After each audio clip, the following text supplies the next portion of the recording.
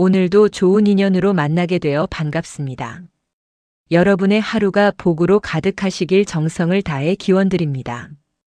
오늘의 이야기를 시작하기 전 구독과 좋아요 부탁드립니다. 깊은 산골짜기에 달빛마저 숨어버린 캄캄한 밤이었습니다. 가파른 산길을 따라 한 여인이 숨을 헐떡이며 달리고 있었지요. 곱게 빗어 올렸던 머리는 어느새 풀어져 산발이 되었고 비단으로 지은 치맛자락은 가시덤불에 걸려 갈래갈래 찢어진 채였습니다. 그러나 여인은 멈출 수가 없었습니다. 등 뒤로는 칼을 빼든 사내들의 발소리가 점점 가까워지고 있었으니까요. 게 섞어라. 오늘 밤 안으로 반드시 끝장을 봐야 한다. 거친 목소리가 산을 울렸습니다. 횃불을 든 사내들이 나무 사이를 헤치며 바짝 쫓아오고 있었지요. 이 가엾은 여인이 누구인고 하니 바로 이 고을 김진사댁의 안방마님이신 서씨 부인이었습니다. 얼마 전까지만 해도 너른 기와집 안에서 종들의 인사를 받으며 살던 분이 어찌하여 이 밤중에 산짐승처럼 쫓기는 신세가 되었을까요? 그 사정은 차차 풀어드리겠습니다. 부인은 마지막 힘을 다해 발을 옮겼습니다. 그러나 여인의 가는 다리가 어찌 산을 타는 사내들의 걸음을 따돌릴 수 있겠습니까? 이윽고 앞으로는 길이 뚝 끊기고 그 너머로 까마득한 벼랑이 입을 벌리고 있었습니다. 뒤로는 칼을 든 사내들, 앞으로는 천길 낭떠러지. 그야말로 오도 가도 못할 막다른 자리였지요. 마님, 이제 그만 포기하시지요. 곱게 가시면 고통은 없을 것입니다.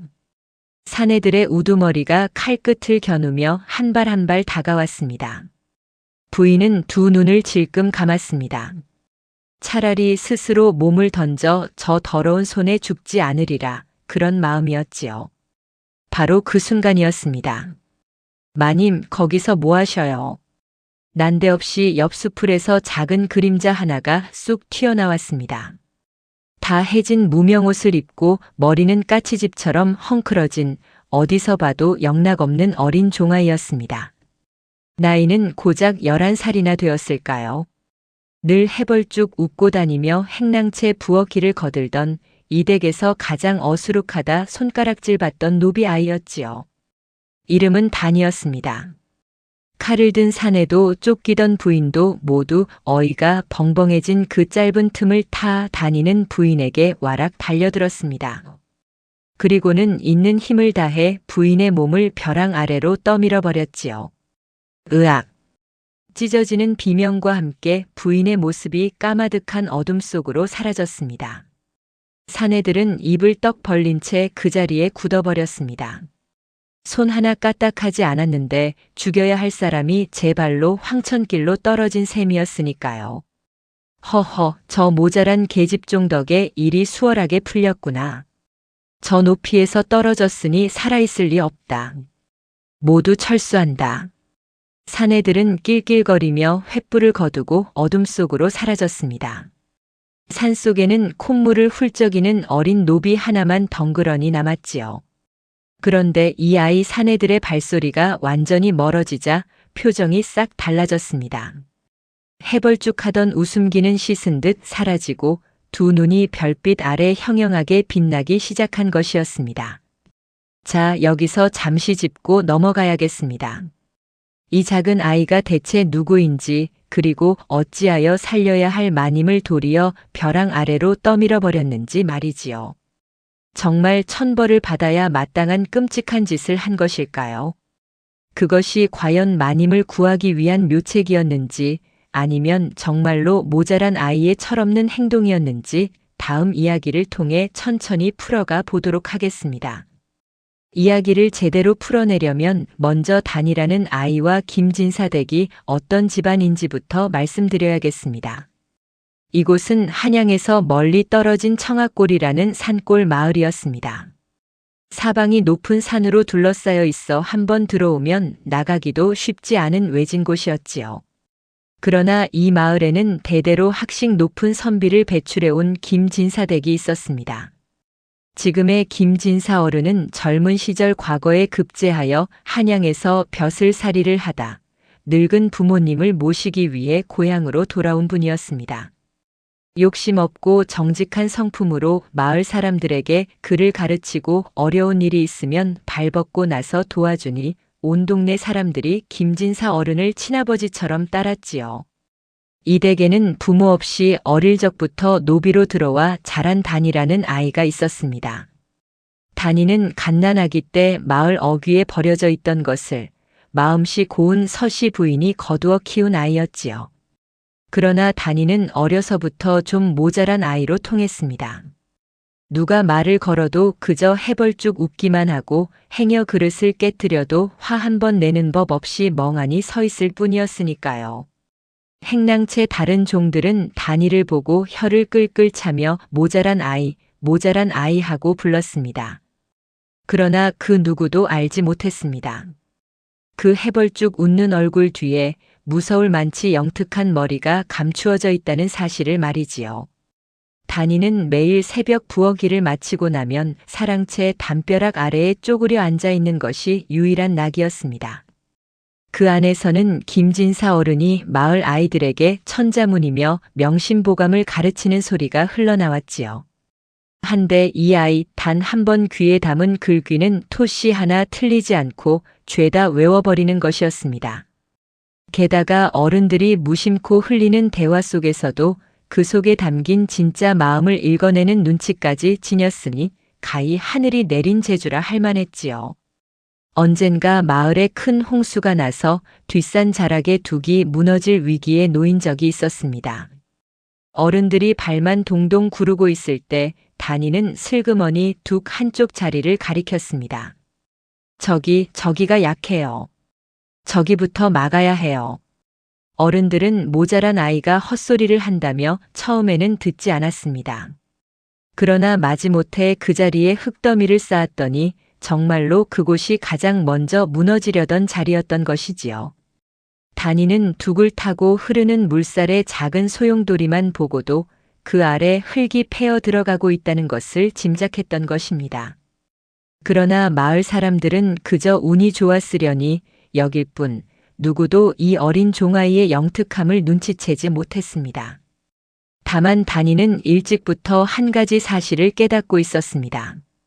부모도 없는 천한 노비가 영특한 티를 냈다가는 그것을 시기하는 자들에게 도리어 화를 입을 수도 있다는 것을 말이지요.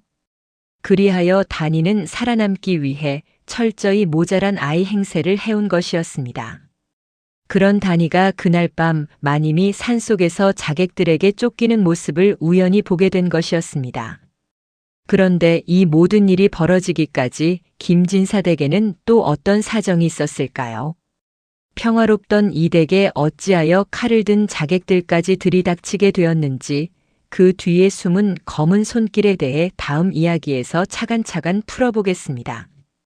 이 모든 화근의 시작은 이 고을을 다스리는 현감 박대갑이라는 자였습니다. 박대갑은 한양의 세도가의 뒷돈을 찔러주고 이 외진 산골 고을의 현감 자리를 꿰찬 인물이었습니다. 외진 고을일수록 윗전의 눈길이 닿지 않는다는 것을 누구보다 잘 아는 자였지요. 지난 겨울 청학골 일대에는 모진 흉년이 들었습니다. 논밭이 죄다 말라붙어 곡식 한 톨 거두지 못한 백성들은 나라에서 내려보내는 구휼공만을 목 빠지게 기다리고 있었지요. 그러나 박대갑은 한양에서 내려온 멀쩍한 햅쌀을 곳간에 차곡차곡 쌓아두고는 백성들에게는 곰팡이가 슬고 뉘가 섞인 묵은 쌀을 나누어 주었습니다. 그것도 모자라 양을 절반으로 줄여서 말이지요. 빼돌린 쌀은 한양의 세도가에게 뒷돈으로 바치고 남은 것은 자신의 배를 불리는 데 썼습니다. 배고픔에 시달리던 백성들 사이에서는 자연히 원성이 높아졌습니다. 그러던 차에 김진사 어른이 우연히 박대갑의 곳간을 둘러볼 기회가 생겼습니다. 곳간 한 구석에 쌓인 멀쩍한 쌀자루와 그것을 빼돌린 자세한 내역이 적힌 장부를 발견하게 된 것이지요. 김진사 어른은 그 장부를 몰래 베껴 적은 뒤 다음 장날 가명에 올라가 관찰사에게 직접 고할 작정이었습니다. 이런 일이 알려지면 그 죄가 작지 않을 것이요. 백성들의 목숨을 가지고 장난을 친 죄를 어찌 그냥 넘어갈 수 있겠소. 김진사 어른은 평소 가깝게 지내던 이웃 선비에게만 이 일을 살짝 귀띔했습니다. 그러나 그 이웃 선비라는 자가 실은 박대갑에게 뒷돈을 받고 동네 소식을 일러 바치는 끈아풀이었던 것을 김진사 어른은 미처 알지 못했습니다. 이튿날 밤 김진사 댁에는 관군이 들이닥쳤습니다. 박대갑이 한 발 먼저 손을 쓴 것이었지요.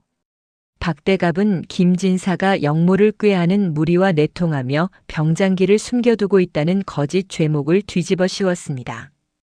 관군들은 김진사 댁 곳간을 뒤져 미리 가져다 숨겨둔 칼과 창 몇 자루를 찾아냈습니다. 김진사 어른은 영문도 모른 채 오라에 묶여 끌려갔고 그날로 모진 문초를 당한 뒤 끝내 형장에서 목숨을 잃고 말았습니다. 여보, 부디 살아서 이 억울함을 풀어주시오.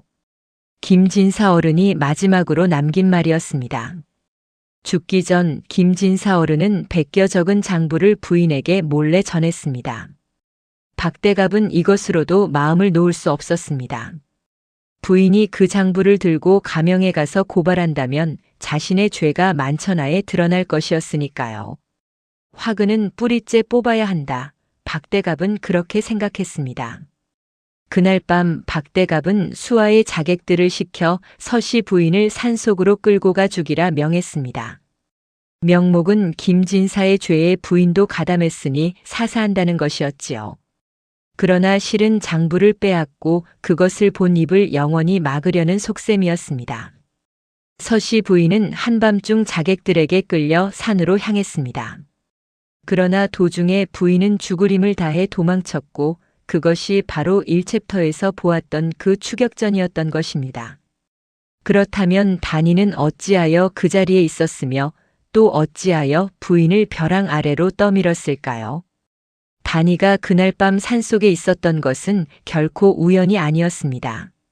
사실 단이는 평소에도 밤이면 몰래 산을 오르내리는 버릇이 있었습니다. 산나물이며 약초를 캐다가 행랑채 어른들 몰래 고른 배를 채우려는 것이었지요. 그날 밤도 단이는 산자락 어딘가에 숨어 있다가 자객들에게 끌려가는 마님의 모습을 보게 된 것이었습니다. 처음에는 단이도 그저 숨어서 떨고만 있었습니다. 그러나 부인이 도망치다 벼랑 끝에 몰리는 그 짧은 순간 단이의 머릿속에는 번개처럼 한 가지 생각이 스쳐 지나갔습니다. 단이는 낮에 나무를 하러 다니며 이 벼랑 아래에 사람 키를 훌쩍 넘는 칡덩굴이 그물처럼 빽빽하게 얽혀 있고 그 아래로는 두툼한 가랑잎이 푹신하게 쌓여 있다는 것을 알고 있었습니다. 힘으로는 칼을 든 사내들을 당해낼 수 없으니 저들의 눈을 속이는 수밖에 없다고 생각한 것이지요. 단이는 부인을 벼랑 아래로 떠밀어 자객들이 부인이 죽었다고 믿고 물러나게 만든 것이었습니다. 자객들이 사라진 뒤 단이는 재빨리 벼랑 아래로 내려갔습니다.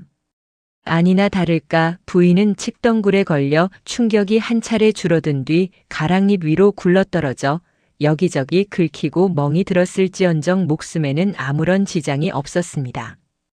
콜록콜록. 여기가 어디냐? 겨우 정신을 차린 부인이 부스스 몸을 일으켰습니다. 그리고 눈앞에 서 있는 단이를 보고는 두 눈에 노여움이 어렸습니다. 이놈, 내가 감히 나를 벼랑으로 밀었더냐. 그러나 단이는 조금도 기죽지 않고 또박또박 입을 열었습니다. 평소의 해벌쭉한 말투와는 완전히 딴판이었지요. 마님, 부디 노여움을 푸시옵소서.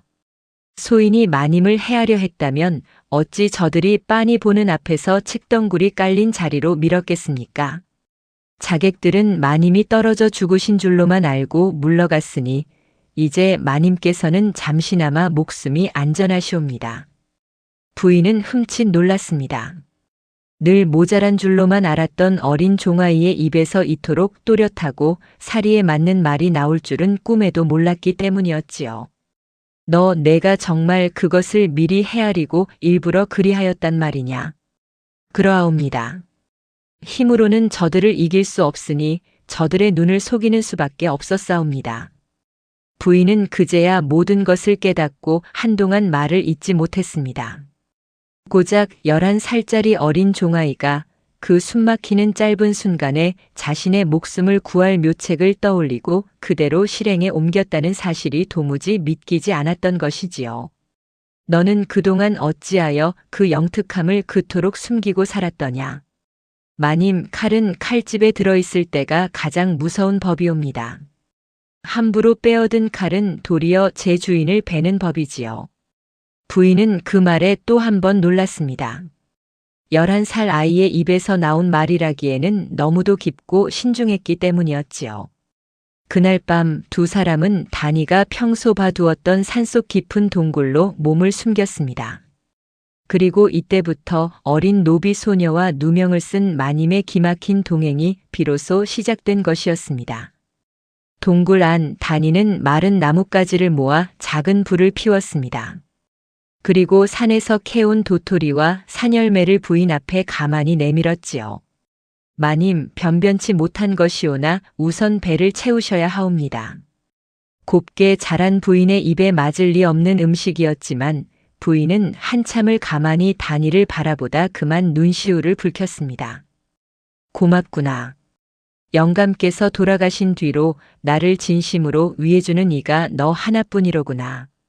타닥타닥 불꽃이 피어오르는 화롯불 가에서 부인은 어린아이에게 하소연이라도 하듯 그간의 억울한 사정을 하나하나 풀어놓았습니다. 박대갑이 어떻게 구휼곡을 빼돌렸는지, 그것을 알게 된 영감이 어떻게 누명을 쓰고 형장에서 목숨을 잃었는지 한마디 한마디에 억울한 마음이 뚝뚝 묻어났지요. 부인의 이야기를 가만히 듣던 다니가 입을 열었습니다. 마님, 도움이 필요하시면 말씀하시옵소서. 소인이 할 수 있는 일이라면 무엇이든 돕겠사옵니다. 다만 서두르면 안 되옵니다. 저들이 마님께서 돌아가신 줄로 굳게 믿을 때까지 가만히 기다려야 하옵니다. 부인은 옷섭 깊숙이 간직해온 종이 한 장을 꺼내 보였습니다. 바로 영감이 목숨을 걸고 베껴 적은 박대갑의 구휼곡 비리 장부였습니다. 이것이 영감께서 마지막으로 남기신 것이다. 그러나 이것 하나만으로는 부족하다. 박대갑은 한양의 세도가와도 연줄이 있으니 어설프게 고발했다가는 도리어 우리가 무고죄로 더 큰 화를 입을 수도 있다. 다니는 동굴 바닥에 잔가지를 늘어놓고 무언가를 곰곰이 헤아렸습니다. 가지 하나는 관아, 가지 하나는 박대갑의 곡간, 가지 하나는 장터. 마치 장수가 진을 짜듬 길과 사람을 그려보는 듯한 모습이었지요. 그 진지한 눈빛을 바라보던 부인은 이 작은 아이가 품은 그릇이 어른 10사람을 합한 것보다 크다는 것을 새삼 느꼈습니다.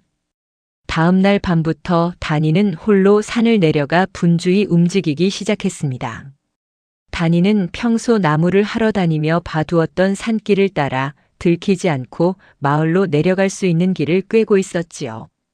먼저 다니가 찾아간 곳은 작년에 자신과 함께 구휼곡을 받으러 갔던 이웃 마을 늙은 농부의 집이었습니다. 그 노인은 묵은 쌀을 받고도 차마 항의하지 못한 채 소가리만 하던 사람이었지요. 다니는 노인에게 그날 받은 쌀자루를 아직 가지고 있는지 물었습니다. 노인은 차마 먹지 못해 곡간 한 구석에 처박아 두었던 곰팡이가 쓴 쌀자루를 꺼내 보였습니다. 이것이야말로 박대갑의 비리를 증명할 살아있는 증거였지요. 다니는 또 박대갑의 곡간에서 일하던 머슴 중 하나가 박대갑의 명을 거역하지 못해 억지로 곡간 일을 도왔다가 마음에 짐을 안고 살아간다는 소문을 들었습니다. 다니는 며칠 밤을 들여 그 머슴이 사는 곳을 찾아냈고 조심스럽게 그의 마음을 두드렸습니다. 그렇게 다니는 한 걸음씩 박대갑의 죄를 밝힐 증거와 사람들을 모아가기 시작한 것이었습니다. 며칠이 지나도록 다니는 밤마다 산을 오르내리며 증거를 모았습니다. 그러나 세상 일이 어디 마음대로만 흘러가던가요? 어느 날 밤 큰 위기가 찾아오고 말았습니다. 박대갑의 곡간을 지키던 머슴 하나가 곡간 한 구석에 숨겨두었던 멀쩍한 햅쌀자루 일부가 사라진 것을 뒤늦게 알아챈 것이었습니다. 단이가 증거로 삼기 위해 몰래 빼내온 쌀자루였지요. 박대갑은 노발대발하며 분명 살아남은 누군가가 증거를 모으고 있는 것이라 직감했습니다. 박대갑은 자객들을 다시 풀어 부인의 시신을 다시 확인해보라 명했습니다. 자객들은 횃불을 들고 벼랑 아래를 샅샅이 뒤지기 시작했습니다. 동굴 가까이로 발소리가 점점 다가오자 부인은 새파랗게 질려 숨조차 제대로 쉬지 못했습니다.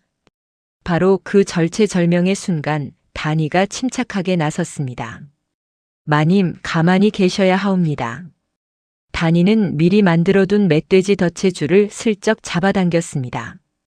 그러자 골짜기 저편에서 우당탕 돌무더기가 굴러떨어지는 요란한 소리가 났지요.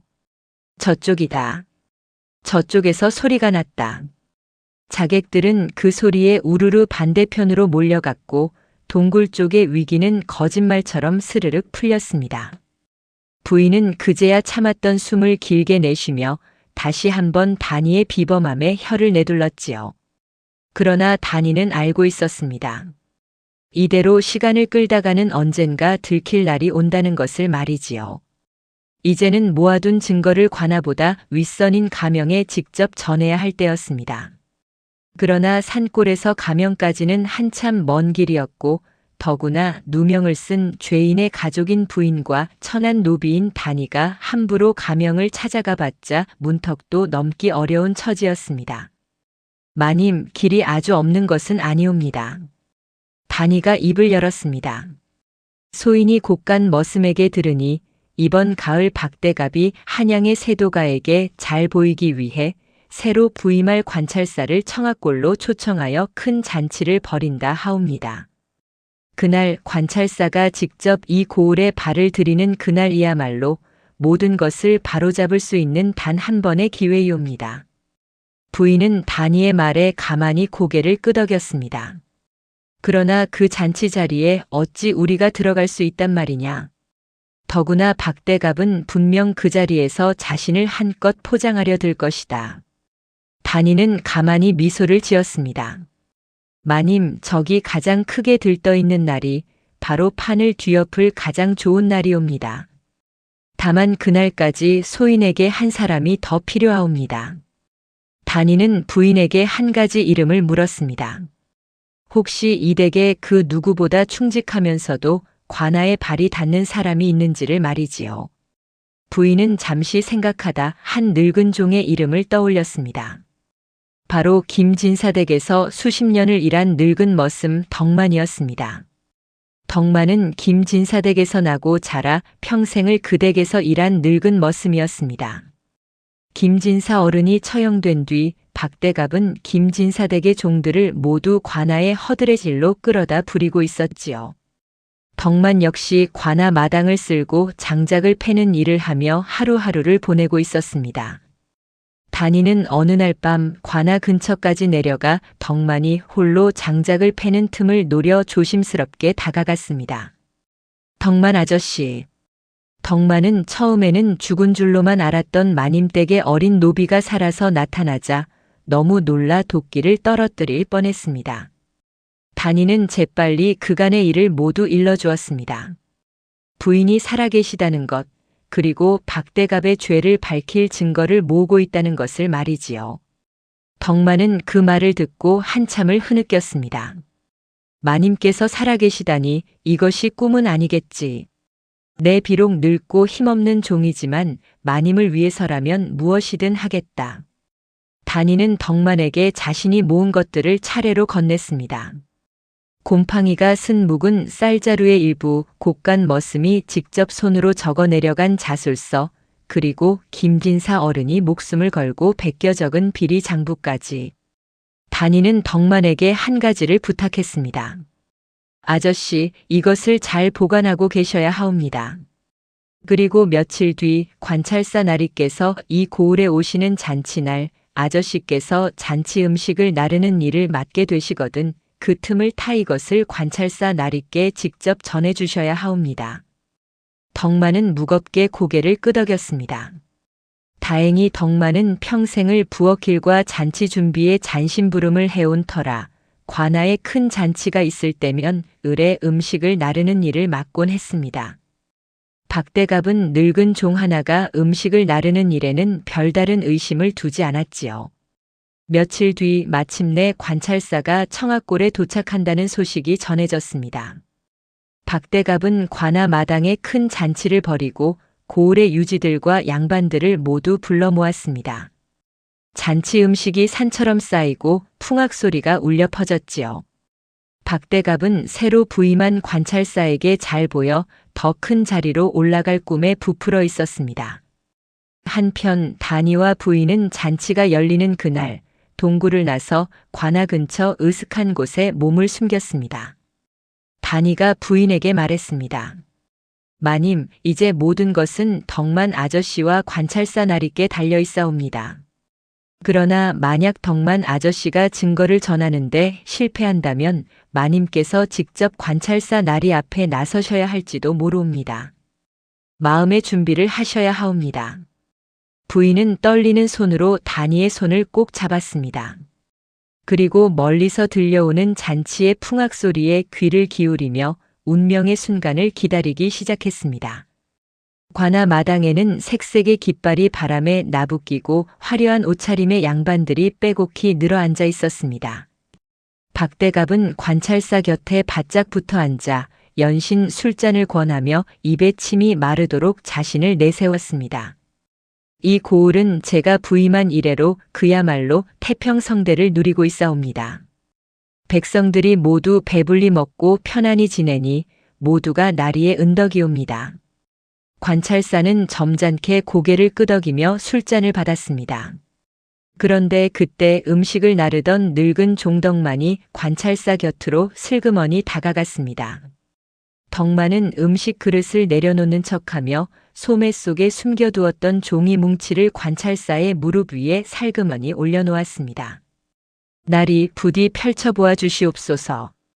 청학골 백성들의 억울함이 담겨 있사옵니다. 관찰사는 처음에는 의아한 얼굴로 종이를 펼쳤습니다. 그러나 한 장 한 장 읽어 내려갈수록 관찰사의 얼굴빛이 점점 굳어갔습니다. 구율곡을 빼돌린 자세한 내역이 적힌 장부와 곰팡이가 쓴 쌀자루의 흔적, 그리고 곡간 머슴이 직접 적은 자술서까지. 모든 것이 명명백백한 증거였던 것이지요. 박대갑, 이것이 무엇인가? 박대갑은 그제야 무언가 잘못되었음을 깨닫고 얼굴이 하얗게 질렸습니다. 나리. 그것은 누군가의 모함이옵니다. 소인은 결코 그런 일을 한 적이 없사옵니다. 바로 그때 관아 마당 입구에서 한 여인이 천천히 걸어 들어왔습니다. 헝클어진 머리에 다해진 옷차림이었지만 그 걸음걸이만은 흐트러짐이 없었지요. 바로 죽은 줄로만 알았던 서씨 부인이었습니다. 박대갑은 그 모습을 보고 마치 귀신을 본 듯 그 자리에 풀썩 주저앉았습니다. 너는 죽었을 것인데 어찌 살아있단 말이냐? 그 한마디에 관아 마당이 크게 술렁였습니다. 관찰사가 서리빨 같은 음성으로 물었습니다.